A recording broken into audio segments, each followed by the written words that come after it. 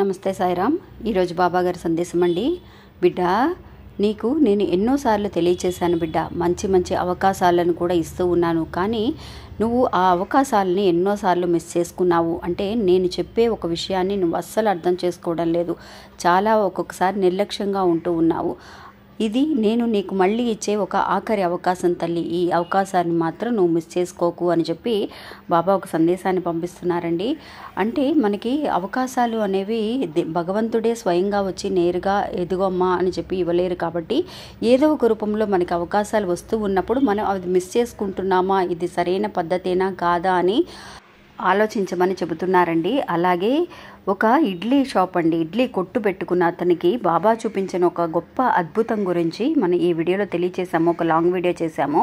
అది left hand సైడ్లో కింద ఒక చిన్న బటన్ ఉంటుంది, అది క్లిక్ చేసి చూసారనంటే మీరు పూర్తి కథను వినగలుగుతారు.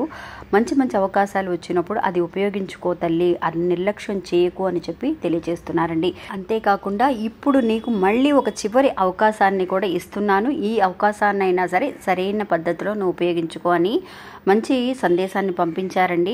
ఇంకా మన ఛానల్ని ఎవరైతే కనుక కొత్తగా చూస్తున్నారో వాళ్ళు సబ్స్క్రైబ్ చేసుకోండి ఫ్రెండ్స్. వీడియో నచ్చితే ఒక చిన్న లైక్ చేసి సపోర్ట్ చేయండి. నమస్తే.